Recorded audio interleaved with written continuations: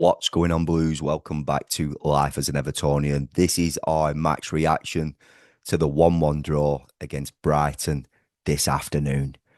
A last gasp equaliser that gives Everton a point, moves us up to 8th in the Premier League. That first half performance, though, Blues. And do you know what? In my pre-match video, I jokingly said I wouldn't be surprised if Everton went with four centre halves. They did it. They've played it today. Obviously, the left side, the left back position was forced because Mikalenko was injured. Azanu not even on the bench. So clearly, that lad is going somewhere on loan, which is ridiculous per se. Do you know what I mean? I'd be really cheesed off if I were Azanu. I really would. Do you know what I mean? If I'm going out on loan now, I probably wouldn't want to come back, to be fair. Bit of a cameo in the FA Cup, but he showed more in 5 minutes of that FA Cup tie than Dwight McNeil has done all season. And I am grateful not to see him today in that starting lineup and also not getting on. Just saying, right? I'm not going to say any more than that. But yeah, back four centre halves. Listen, and I'm going to cut right to the chase here. I know Beto scored. Fair play to the lad. But the only substitution that properly worked today was Nathan Patterson coming on the pitch. I can't fathom, I can't understand why that lad were dropped today. And he's reverted Jake O'Brien back to right back. Yeah, get it. Play Mikalenko, play Jared Bramthwaite at left back. You've got to do it. Azanu's not there, Mikalenko's injured. But that substitution, there was overlaps, he were getting in wide areas. He were whipping balls into the box. Michael Keane had a volley. You know, he's whipped the ball in. That's where the goals come from the right-hand side. It's been smashed back in and Beto's pounced. Nathan Patterson changed that game in that period, per se, for him personally. So I thought Timmy Raburin, when he came on, he was very sloppy. I thought Everton in the first half and Brighton, both teams very, very sloppy. Right across the board, the whole team. I thought even Jimmy Gardner were on the ball. He were all over the place. Don't get me wrong. He were trying. He were tracking back, putting his body there, tackles, looking to receive the ball, but sloppy. Ilman and Jarky and Dewsbury all as well. It were just a very sloppy first half. And listen, Everton came out in the second half. We had a massive chance. I think it was on the 61st minute. And listen, the game changed when Keenan Dewsbury all missed that chance. For me, obviously, Brighton have been sloppy again in possession. Tieno Barry has knocked it back to Keenan Dewsbury all. He's connected with it quite well, but he's hit it too low. He's hit it hard and low. The keeper's too easy for the keeper to save. For me, it should have gone higher into the roof of the net. And that is where the game ultimately changed for Everton.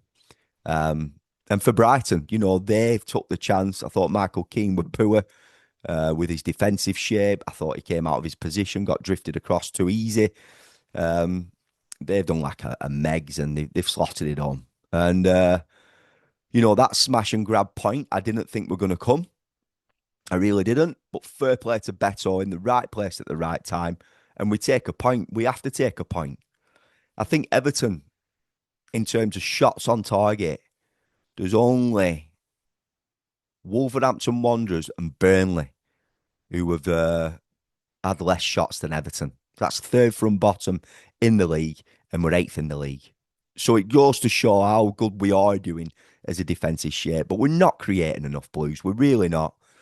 But that second half it was slightly better, but like I said, the shift in play, the dynamics of the game changed when Keenan Dewsbury all missed that massive chance. And listen, if we didn't get that equaliser in the 97th minute, you know, he'll be kicking himself anyway, but he really would have been kicking himself. And listen, it's to be expected. The lad's been out for a long time, about 6 weeks. He is going to be a little bit rusty. And I think a lot of players were showing today that they were, the likes of Idrissa Gana Gueye as well. I thought he grew into it again in the second half.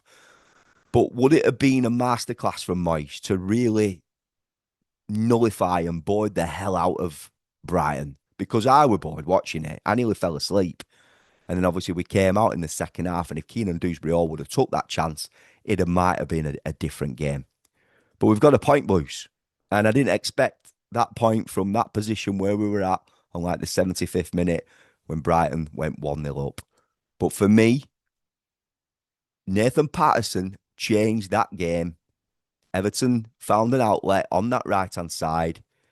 He whipped balls into the box. And for God's sake, Moyes, stop dropping the lad at right back. Stop it right now. I'm serious. I've had enough of seeing Jake O'Brien at right back. I like Jake O'Brien. I like him as a centre half. I do. Do you know what I mean? But yeah. Anyway, Blues, venting my frustrations. Just I said on my content, I don't know if it was in my uh, pre-match, but I said that Nathan Patterson is our best fullback at the club currently, and he is. Not defender, fullback. He's better than Mikalenko. He's fitter than Seamus Coleman at the minute. Do you know what I mean? Yeah, probably Jimmy adds the same quality as Nathan Patterson, if not a little bit better at right back. But we need Jimmy in centre mid. Patterson has been doing a job there, and I can't fathom, I can't understand why he keeps dropping him. So for me, Patterson's proved the point when he came on. I really believe that. And Moyes needs to have a look at himself. He has to have a look at himself. What he's doing. And you see them four centre halves, and what you're thinking there is Everton are just going to be solid, and we're going to hope to create something and get something from a set piece. Tarkowski nearly did. That was another big chance. But Blues, we got that point, and we have to take that point. And again, it took us up to 8th in the league. I don't think Brighton have won a game in 10. I thought they were poor. I really do. I thought they were there for the taking, but we didn't take our chances, and Everton need to start creating more chances.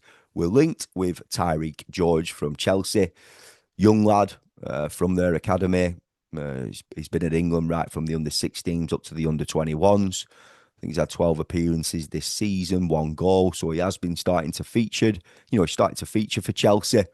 It's a bit of an unknown quantity, but listen, we need options. We need better options than what we've got with the likes of Dwight McNeil on the bench. Tyler came on today, didn't really do much.